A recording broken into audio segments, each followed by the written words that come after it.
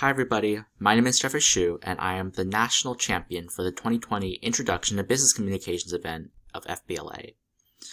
Today we're going to be going through a practice Intro to Business Communications test.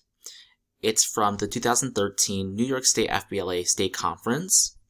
I know you can't see me, but I'll be walking you through this test over OneNote, so you'll be seeing me annotating the paper as we go through the test. Before we actually start, I just wanted to emphasize that it's really important that in any scenario you read the test directions really carefully.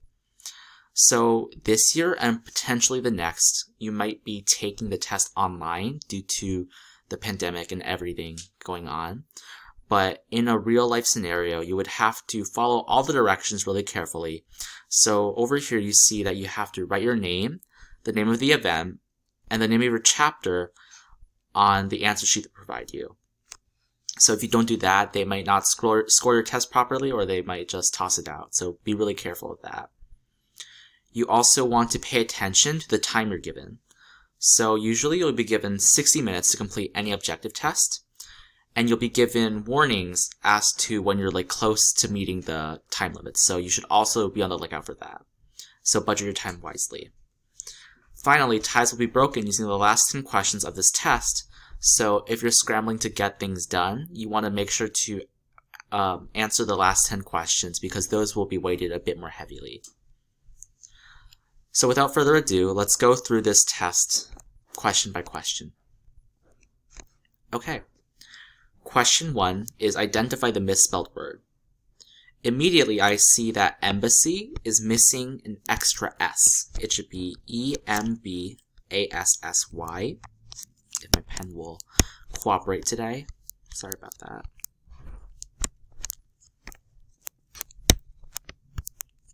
I'm trying to get, okay. So EMBASSY, so embassy is spelled incorrectly.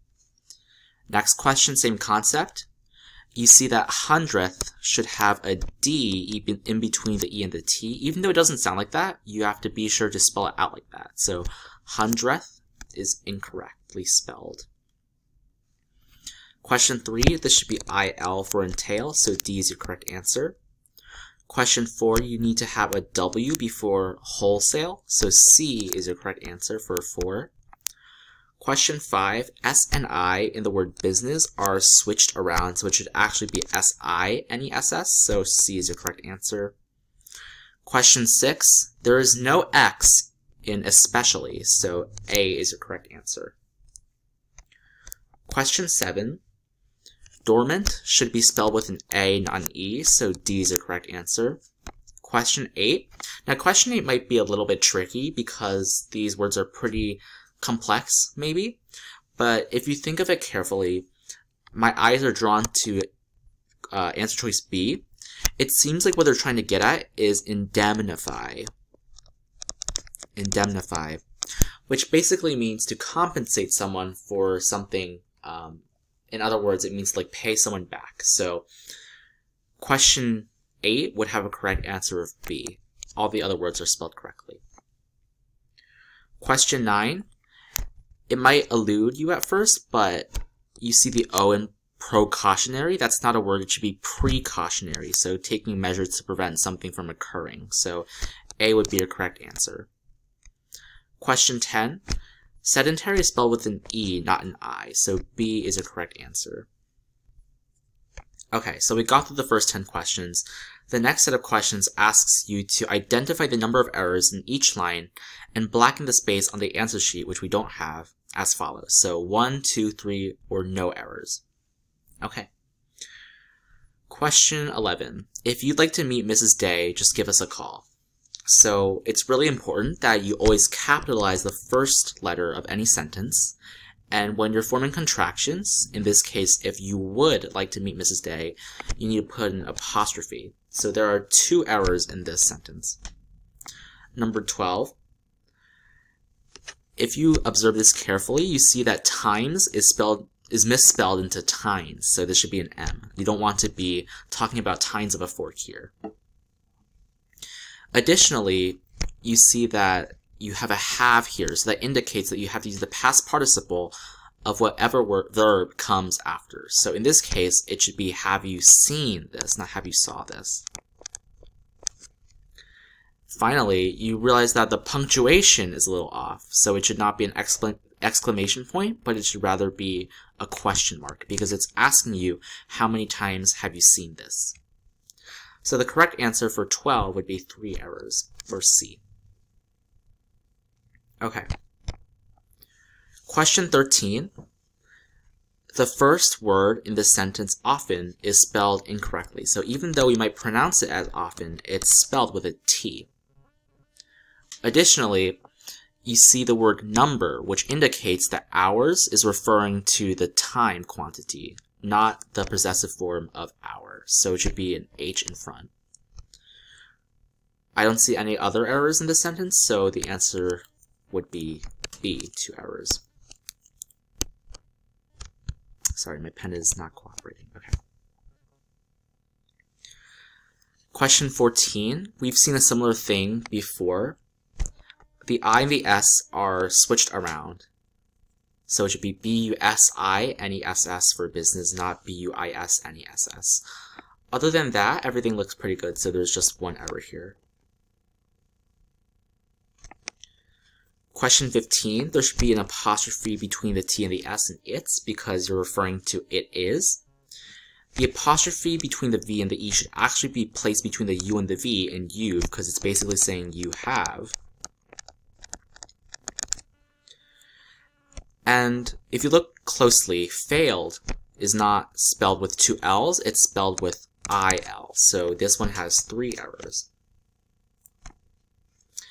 16, when in doubt, try again. That looks good. There are no errors in this one. Question 17. As you can see, this should be an E because you're talking about vision, not the body of water. From the enclosed data sheet, I didn't lose it. So this should be L-O-S-E without the 2 O's, because loose is an adjective. Lose is the verb. So you're aiming for the verb here because it's following the subject, which is I. So you have 2 errors here.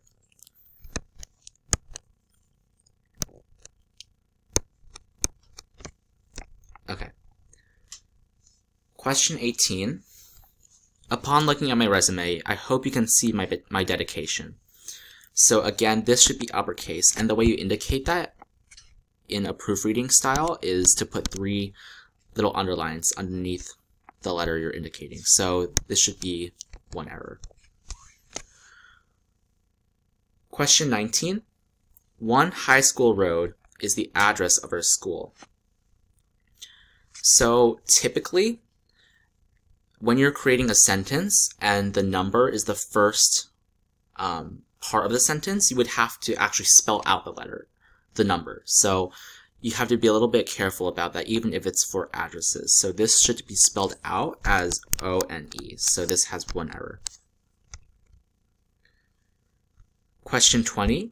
My name is Mrs. Demery, and I have 4 children. So D should be capitalized, and 4 is numerical, so it should have a U, so 2 errors. Okay, next section. For questions 21 through 30, indicate how many words are spelled incorrectly. 21. Gentle should have E and L reversed, so G-E-N-T-L-E. Popcorn is good. Butter should have 2 T's, so there are 2 misspelled words. Question 22. Grammar should be spelled with an A, not an E.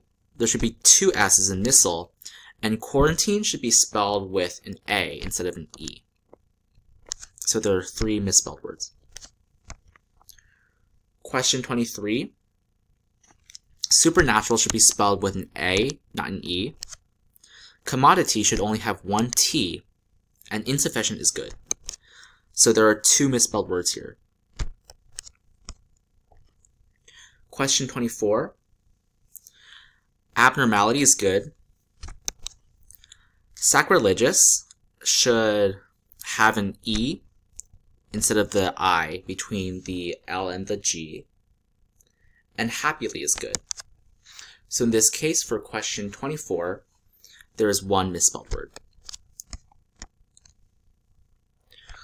25, occurrence is good, and be careful of the double R's. That's something people might trip up on. Conscientious is good, and laboratory is good, so there are no misspelled words. 26, personnel is good, personal is good, note the distinction between the two, and personality is good as well, so there are no misspelled words. 27, impromptu should not have an O between the T and the U. Condolences should be spelled with an E, not an A. And decisions is good, so you have 2 misspelled words in this question. Question 28, equivalent is good.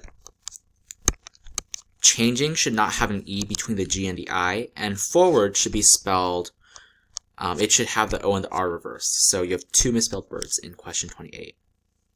29, decadent is good.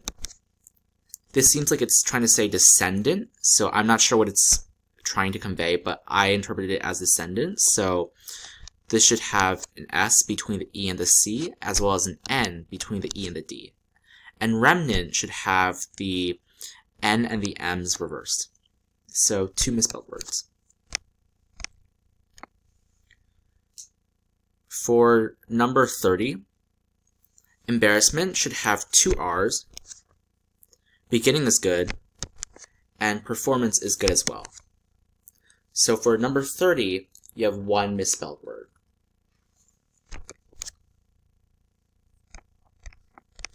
Okay, now we move on to the punctuation aspect of this competitive event. Using the following key, indicate which punctuation mark should be inserted in the underlined part of each sentence. So let's go through this question by question. We found errors in the income statement, blank, statement of owner's equity, blank, and the balance sheet. So it seems like they're trying to list a couple of items here. So commas are used to list things, so it should be A. Please choose from one of the following: pink, blue, green, yellow, or orange. So since they're listing a couple of things after they make a, I guess you could call it kind of an independent clause, naturally you would need to put a colon after following to indicate that you're inserting a list. So colon would be correct. So C. Question 33. Our morning service begins at 10. Our evening service begins at 5.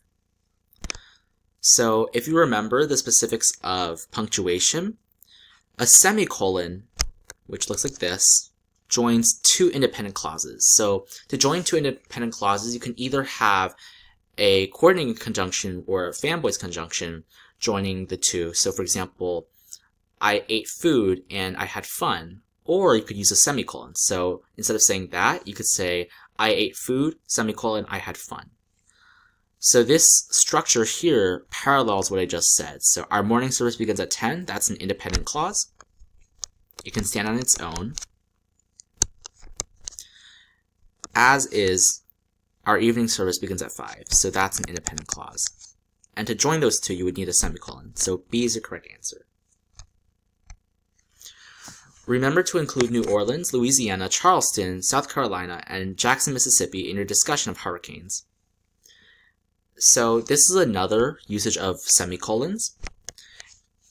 It might be a little bit detailed, like the rule is a little bit obscure, I'd say, but when you're listing, for example, cities and their states, you would use semicolons as a greater degree of separation, quote unquote, to indicate like what each of the words stands for, like in the precedence of things. So you would have a colon before each city and a semicolon before each state to clearly demonstrate how each of these terms are different from one another. So B semicolon is correct. 35. Not only did he live to tell about his out-of-body experience, but he also became a better person. So if you remember what I just said a few minutes ago, you can use a comma and a coordinating conjunction or fanboy, so I'll write that out, which is for, and, nor, but, or, yet, So